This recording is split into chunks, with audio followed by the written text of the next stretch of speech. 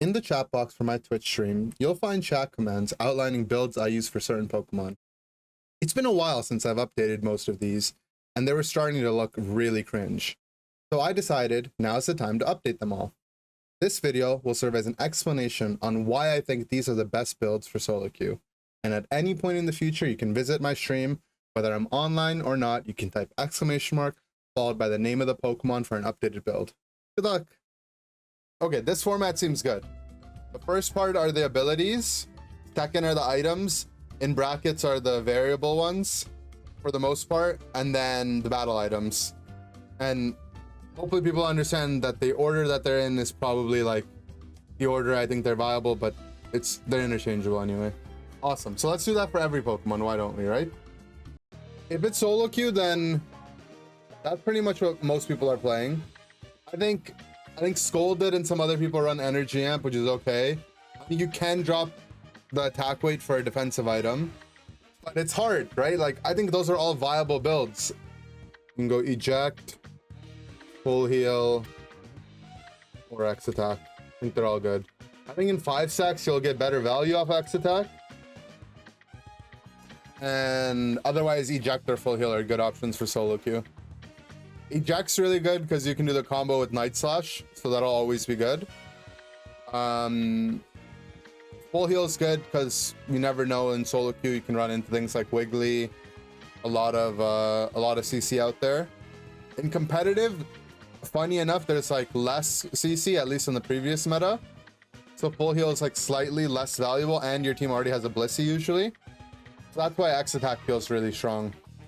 Not encouraging Fluffy degeneracy. You could go Fluffy, but I feel like the difference between Fluffy and X Attack is like a little bit of cheese. And I don't know if it's worth it, but Fluffy is viable on a lot of Pokemon, and it'll make a lot of things like really cheesy. Like you could go Fluffy Charizard. We've played that in tournaments even before. I think Hoopa Fluffy is like viable too. I tested it for like a day.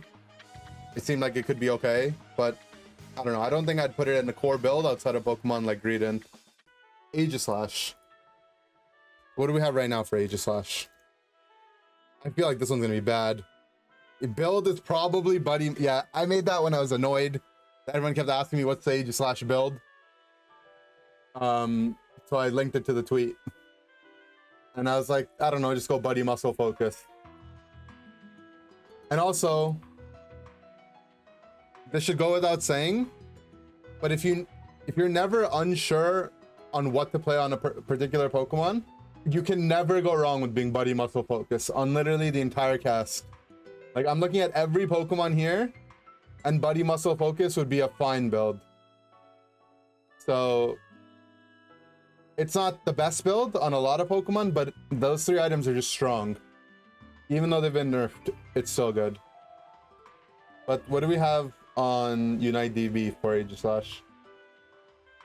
Focus Band, Weakness, Buddy, with attack weight as an alternative, and this Iron Claw.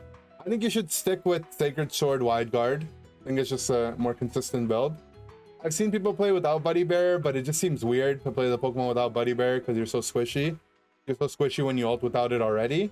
Weakness naturally just seems like a really good item for him. And I like to go Muscle Band, but Toon was saying that he's been playing Razor Claw and he likes that better. And I think that makes sense too. But I think Focus Band's a fine alternative. And I think in solo queue, attack weight could be a fine alternative too. But I think the Buddy Weakness seem like they're pretty core. And the third item, like, you know, you can flex around a little bit. But let's do the same thing for Aegislash.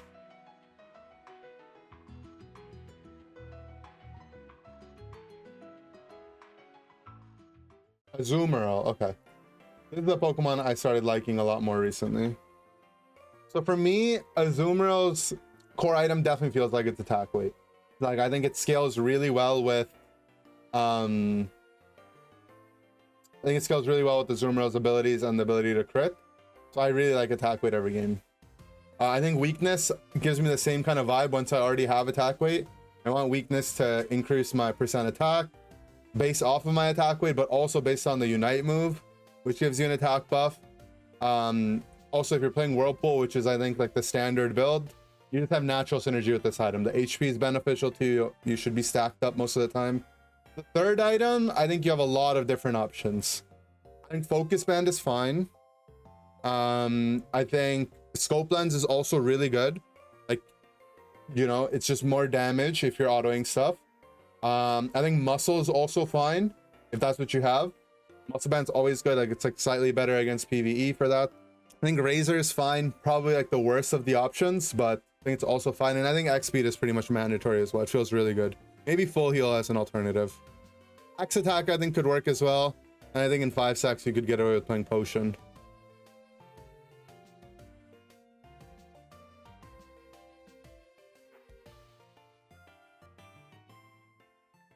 I think the standard Blastoise build, if you're going to be playing Blastoise, you're playing it for the Spout Spin combo. It's been nerfed a lot, but I think it's still really strong.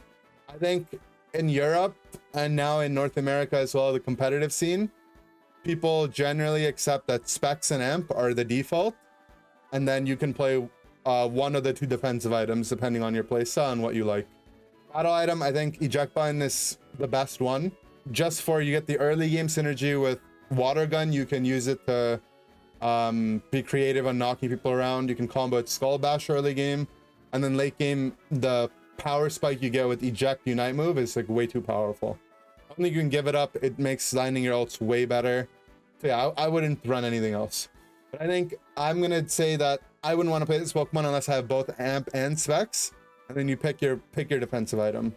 In terms of Surf Pump being viable, probably not, to be honest. I would struggle to find reasons why you would play Surf Pump when you could play Trevenant instead in almost every scenario. Like, if someone can come up with, you know, like 3 really solid good reasons that don't outweigh the Trevenant ones, I might have a case. But Trevenant does everything but better, you know?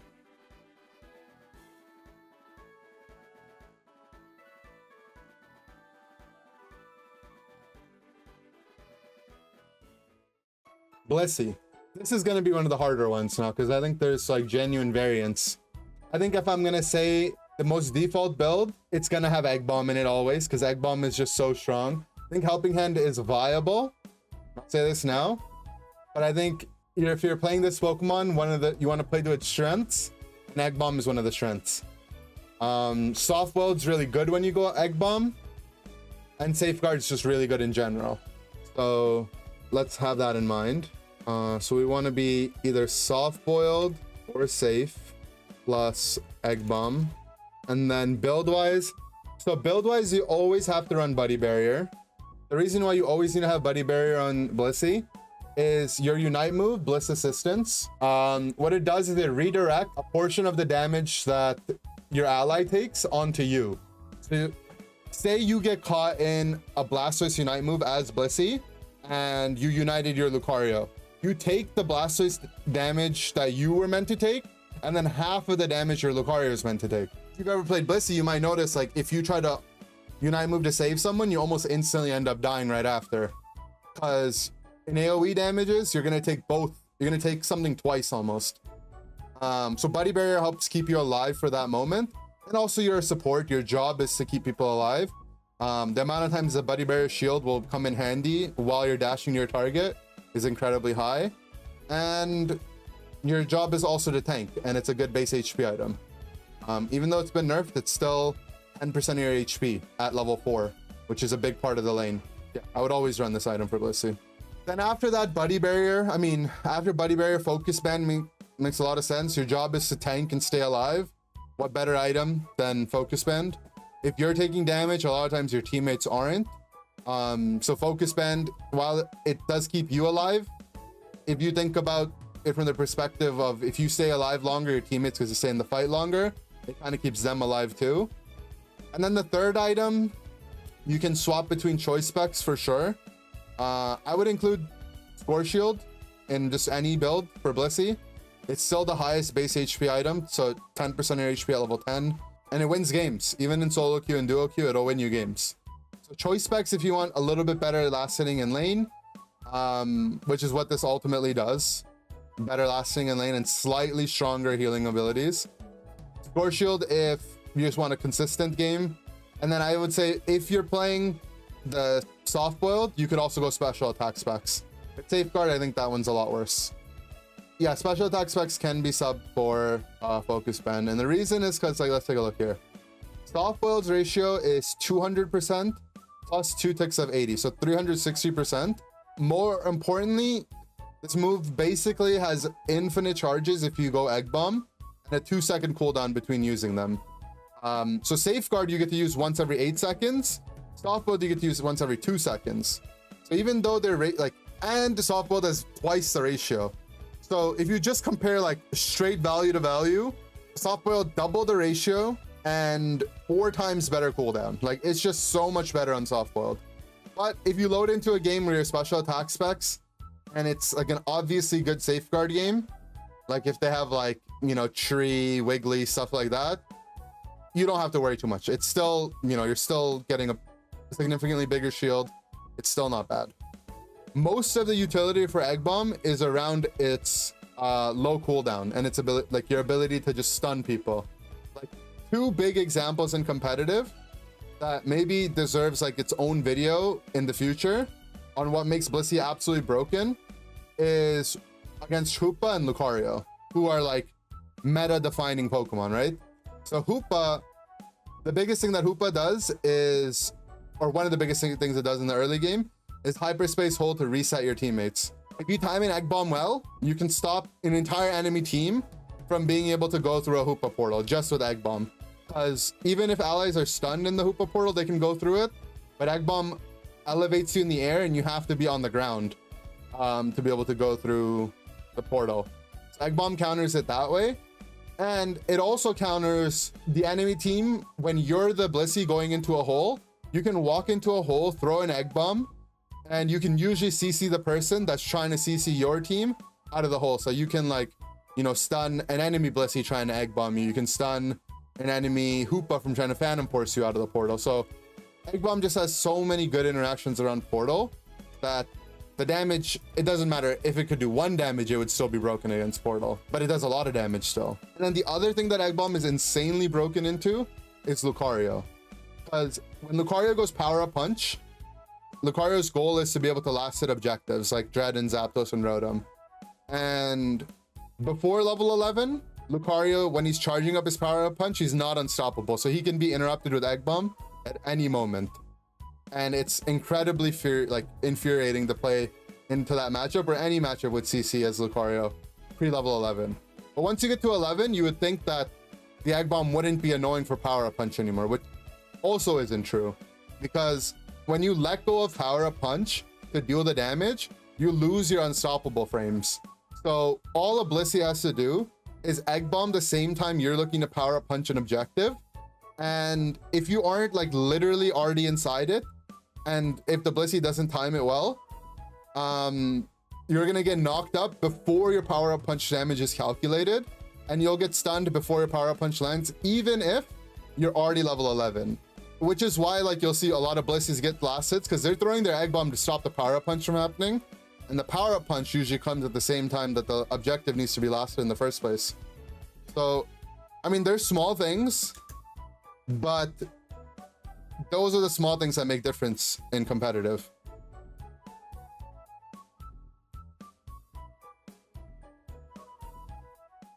Charizard. This is an interesting Pokemon. I think a lot of people swear by attack weight not being a viable item for him. I saw something about it on Twitter with a chart, but I think a lot of those calculations failed to put the item against what it's actually up against. Like, you could just run no defensive items Charizard and be like muscle scope attack weight, and I think that's a very good build. I think it's a build a lot of people would be fine to play. But I think muscle scope generally for most Charizard players is going to give you the most utility. Charizard's autos, because they happen frequently, give you more chances to proc scope lens. Charizard also has some of the highest crit rate in the game, so anything that interacts with his crit is really strong. Like, he has good natural crit, and then he gains 20% crit rate, so he's 50% crit rate when he's half health. So obviously scope lens is a good item, and muscle band is a great item because it procs twice during your basic damage. The basic auto attacks, because they happen 4 times. Muscle band is just always good on range characters. The attack speed unfortunately doesn't do anything for Charizard, which makes me believe that like X attack is an overrated item on him. But I still think funneling like the damage during his ult for X attack is really good. So I think you stick to the flamethrower fire blast build. You go buddy muscle scope and you add in your flare item. It could be attack weight, it could be focus band, could be buddy barrier. I think buddy barrier is probably my least favorite of them, but buddy's probably fine as well.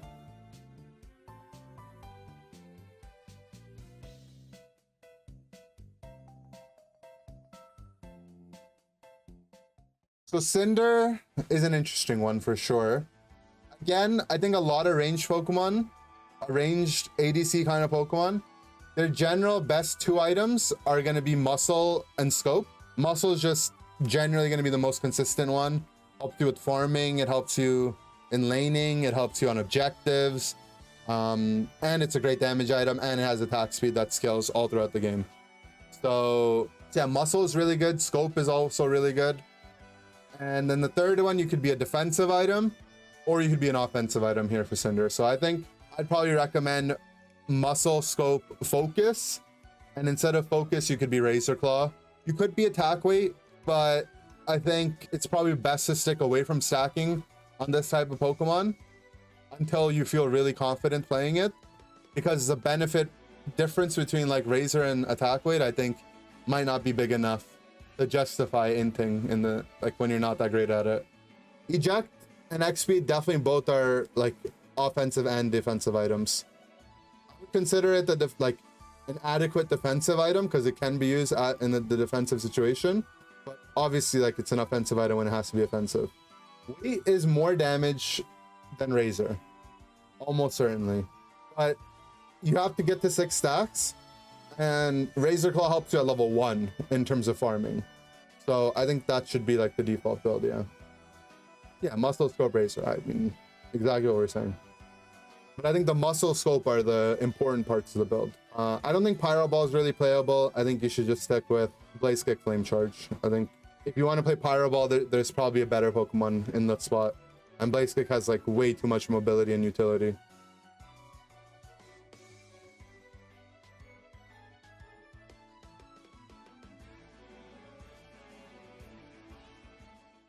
Alright, so Cramorant. This is like a bit of an interesting Pokemon.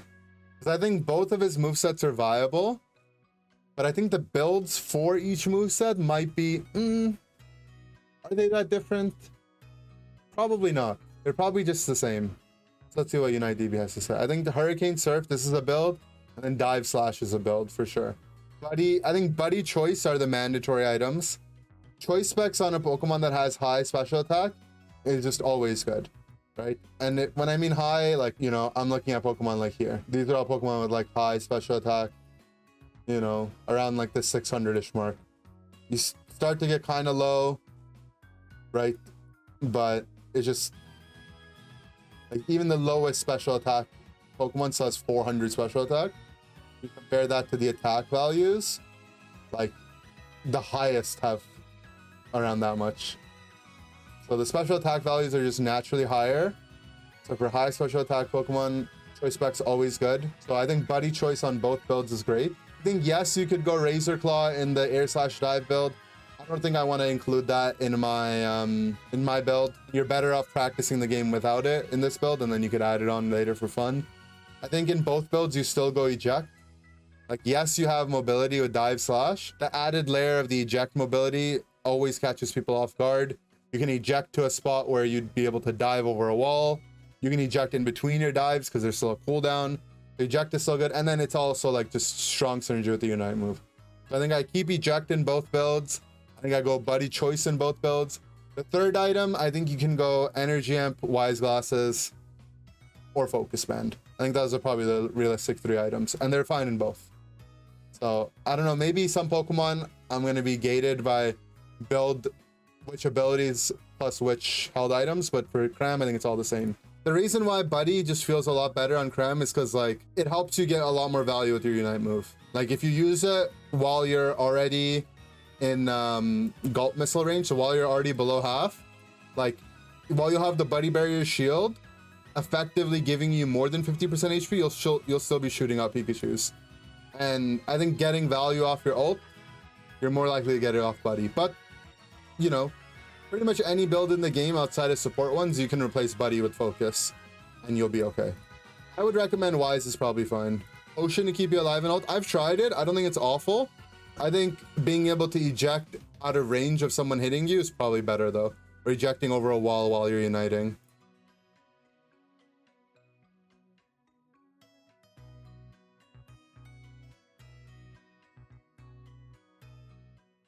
Crustle. This is probably a difficult one to give a serious build for. I don't think the tank builds are viable builds. I think you'd want to play stuff like Crustle as like a Lucario all-rounder kind of Pokemon. I think generally the tank builds are probably just not... You're not going to get much value out of them, in my opinion. If I was playing Crustle and I was playing it seriously, I think attack weight would be on every game. Let's take a look at Crustle ratios. Stealth Rock 21 times 8, so 160, not bad at all. Scissor 120 plus 150 plus 188, so almost 400%, right? 170 plus 180, 180, like, yeah, just about 400%. Really, really good with X Scissor. They both have good, you know, duration, low cooldown. At level 13, this goes to 10 ticks. Level 13, this cooldown goes, so both benefit from ratios here. I think Rock Tomb got buffed, so it's viable now. Like, you can play this build, but I think this is probably going to be your default. It's going to be Shell Smash. I think you want to play attack weight. If you're playing Shell Smash, or if you're not, to be honest, like, attack weight and weakness policy just go so well together that I think I'm always just going to run attack weakness on this Pokemon. The third spot is difficult. I think you could run a defensive item. You could go Focus Band if you really wanted. I think if you're especially if you're Shell Smash, but even if you're Rock Tomb, I think the value you get from Razor Claw on this Pokemon is too high.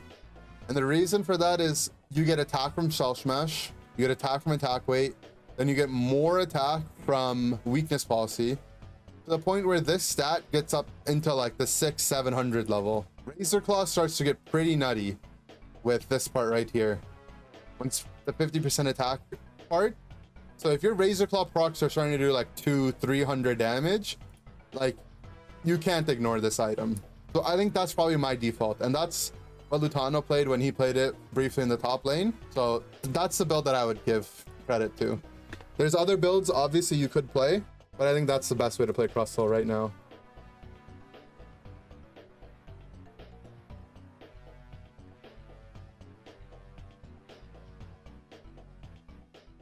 Okay. Next one. This is a tough Pokemon to build for as well. I think this right here is probably a good set. Again, I think Muscle, Attack Weight probably fall in your core items. And I think Floatstone is the best third item, but I think Razor is also fine. I would run Float before I run Scope, though. I'd run, I think, Focus Band before I run Scope. The amount of situations where you can get just value from Scope Lens is too low. Like, Razor Claw will always be effective on your Shackles because at least it's giving you a little bit of attack. Floatstone gives you attack. Focus Band keeps you alive longer so you can hit more targets. If you're in a scenario where autoing and Scope Lens is going to give you is going to be the difference maker in your items, where Razor or Floatstone wouldn't, I think you're already in a massively winning situation. I think this item's a little bit overrated. Build wise, I don't think I would deviate and go Leaf Storm. Shadow Sneak's too broken with the defense shred, and then I think X Speed's the best one as well. This bird is very viable though. It's a very good Pokemon.